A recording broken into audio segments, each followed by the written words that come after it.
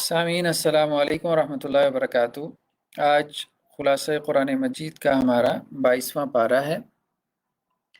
سورہ احزاب کا ہم مطالعہ کر رہے ہیں۔ تو سورہ احزاب میں کافی کچھ احکامات ایسے ہیں کہ جن کا تعلق ہماری معاشرتی زندگی سے ہے، ہماری سوشل سیٹ اپ سے ہے، سماجی زندگی سے ہے۔ تو اللہ کے رسول صلی اللہ علیہ وسلم کی ازواج کو، یعنی ازواج مطہرات کو 22ویں پارے کے پہلے رکوع میں شروع میں ہی ایک خاص طور پہ ہدایت جاری کی گئی کہ مردوں سے کیسے گفتگو کرنی ہے، اور دوسری ہدایت یہ جاری کی گئی کہ جب اپنے گھروں سے باہر نکلنا ہے کسی ضرورت کے تحت، معاشرے میں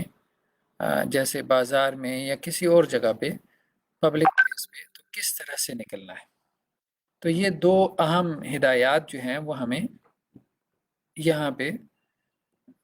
سورہ احزاب کی آیات میں ملتی ہیں۔ تو پہلی ہدایت میں تو یہ بات کہی گئی ہے، اب ظاہری بات ہے کہ یہ ہدایات جو ہے وہ صرف ازواج مطہرات کے لیے نہیں ہے، بیسیکلی خطاب ازواج مطہرات کو ہے، لیکن اس میں شامل جو ہے وہ تمام کی تمام امت کی عورتیں ہیں۔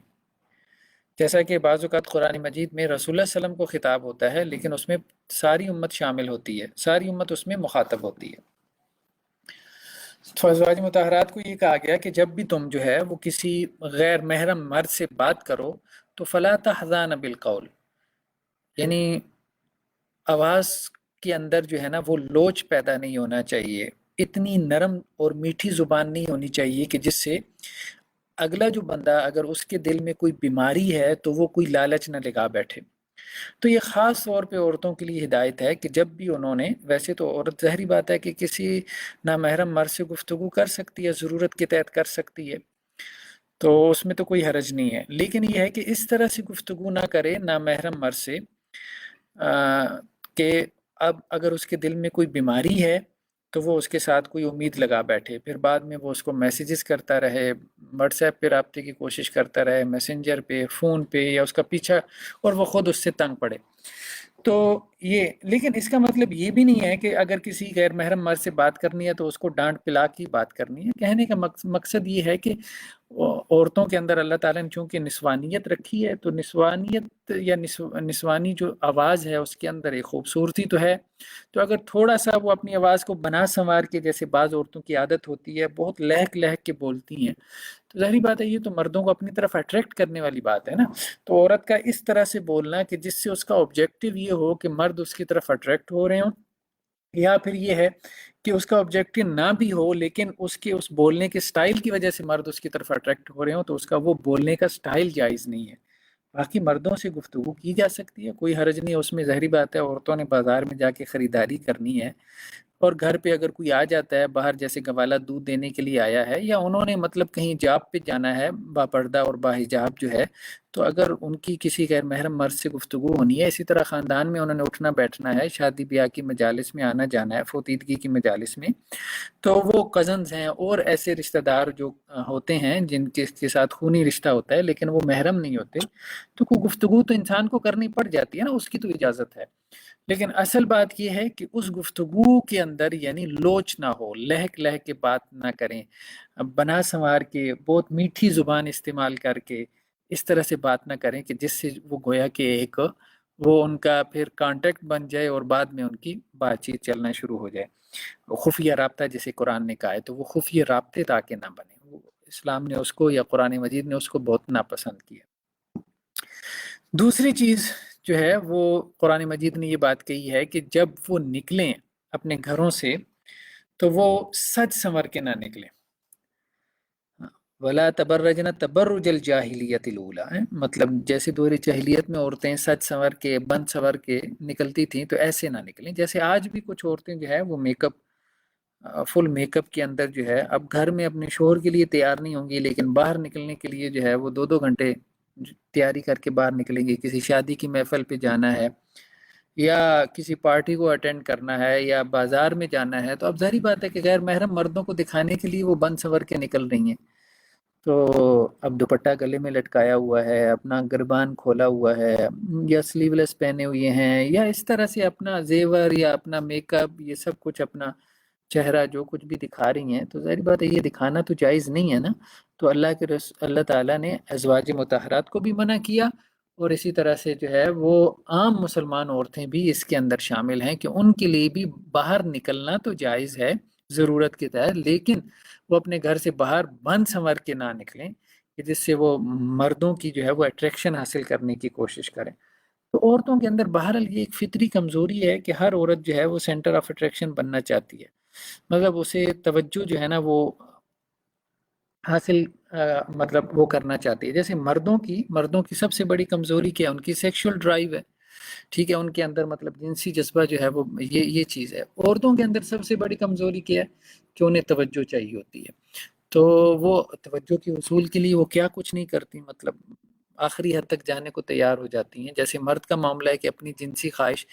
اپنی جو ہے وہ سیکشول ڈیزائر کو پورا کرنے کے لیے پتہ نہیں کہاں تک چلا جاتا ہے۔ تو دونوں کو اللہ تعالیٰ نے مختلف طرح سے آزمایا ہے، مرد کی آزمائش اور طرح سے ہے، عورت کی آزمائش جو ہے وہ اور طرح سے ہے۔ تو عورت کی اصل آزمائش جو ہے وہ اس میں ہے کہ وہ مردوں کے لیے جو ہے وہ سینٹر آف اٹریکشن بننے کی کوشش نہ کرے ہیں۔ جیسے باہر نکلے تو خوشبو لگا کے نکلے، کہ جس تک خوشبو پہنچے تو اس کی نظریں اٹھیں میری طرف اور وہ مجھے دیکھے۔ تو یہ چیز جو ہے نا زیادہ نظر آتی ہے آپ کو، مطلب ٹھیک ہے مردوں میں بھی یہ ہوتا ہے، یا جو بچے جو ہے وہ ذرا ٹین ایج سے نوجوانی کی طرف جا رہے ہوتے ہیں ان میں بھی ہوتا ہے سیلفی ایڈکشن، لیکن یہ سیلفی ایڈکشن بھی آپ دیکھیں گے، اور بچیوں میں بھی آپ دیکھیں کہ آپ کے گھر میں بھی اب لڑکیاں جو ہے وہ جب 10-12 سال کی عمر کو پہنچتی ہیں تو شیشے کے سامنے زیادہ کھڑا ہونا شروع ہو جاتی ہیں بنسبت لڑکوں کے۔ تو یہ چیز لڑکیوں میں زیادہ ہوتی ہے، اس حوالے سے ان کی تربیت کرنے کی ضرورت ہے۔ والدین کو چاہیے کہ ان کی تربیت کریں کہ انہوں نے بننا سنورنا ہے، لیکن اپنے شوہر کے لیے بننا سنورنا ہے، انہوں نے غیر محرم مردوں کے لیے بننا سنورنا نہیں۔ اس کے بعد اللہ عز و جل نے اگلے رکوع کے اندر جو ہے وہ یہ بات بیان فرمائی ہے کہ مرد ہوں یا عورت، اگر ان میں سے ان صفات میں سے جو یہ بیان ہو رہی ہیں کچھ صفات پائی جاتی ہیں تو اللہ تعالیٰ نے ان سے مغفرت کا وعدہ کر رکھا ہے۔ مسلمان مرد ہیں یا عورتیں ہیں۔ بعض روایات میں یہ بھی ہے کہ بعض صحابیات نے اللہ کے رسول سے کہا کہ قرآن مجید میں مردوں کا ہی تذکرہ ہے، عورتوں کا ذکر نہیں ہے، تو اس پر جو ہے یہ آیات پھر خاص طور پہ نازل ہوئی کہ جن میں مردوں کے ساتھ ساتھ عورتوں کا ذکر بھی ہمیں ملتا ہے۔ تو یہ بات کہی گئی کہ مسلمان مرد ہیں یا عورتیں ہیں، یعنی جو اللہ کی فرما برداری کرنے والے مرد ہیں یا عورتیں ہیں، ایمان لانے والے مرد ہیں یا عورتیں ہیں، اسی طرح سے جو ہے وہ فرما بردار مرد ہیں یا عورتیں ہیں، سچے مرد اور عورتیں، صبر کرنے والے مرد اور صبر کرنے والی عورتیں، خشوع اور خضوع کرنے والے مرد اور عورتیں، صدقہ کرنے والے مرد اور صدقہ کرنے والی عورتیں، روزہ دار مرد، روزہ دار عورتیں، اپنے شرمگاہوں کی حفاظت کرنے والے مرد ہوں یا عورتیں ہوں، اور اللہ کا ذکر کثرت سے کرنے والے مرد ہوں یا عورتیں ہوں، سب کے لیے اللہ نے مغفرت کا وعدہ کر رکھا ہے۔ یعنی یہ صفات مردوں میں ہوں یا عورتوں میں ہوں، دونوں سے اللہ نے یہ وعدہ کر رکھا ہے کہ جن کے اندر یہ صفات ہوں گی اللہ تعالیٰ ان کو معاف فرما دے گا، ان کی مغفرت فرمائے گا۔ اس کے بعد اگلے رکوع میں خاص طور پہ ایک اہم جو ہے وہ رسالت کے حوالے سے ایک اہم عقیدے کی طرف اشارہ کیا، اور وہ ختم نبوت کا عقیدہ ہے۔ ختم نبوت کا عقیدہ ہے کہ رسول اللہ صلی اللہ علیہ وسلم جو ہے وہ آخری نبی ہیں، آپ کے بعد کوئی نبی نہیں ہے۔ تو یہاں پہ یہی بات کی گئی ہے کہ محمد صلی اللہ علیہ وسلم جو ہے وہ مردوں میں سے کسی کے نبی نہیں ہے۔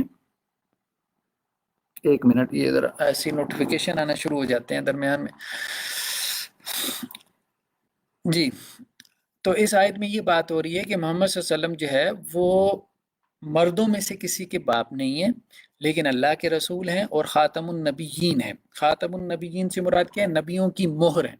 نبیوں کی مہر سے مراد یہ ہے کہ جیسے کسی چیز کو بند کرنے کے لیے اس کو سیل کر دیا جاتا ہے، اس کو جو ہے وہ مہر لگا دی جاتی ہے، تو اسی طرح سے رسول اللہ صلی اللہ علیہ وسلم کو بھیج کے نبوت کو جو ہے وہ اب اس دروازے کو بند کر دیا گیا، اس کو جو ہے وہ سیل کر دیا گیا۔ وکان اللہ بکل شیء علیما، اور اللہ تعالیٰ جو ہے وہ ہر چیز کا علم رکھنے والے ہیں۔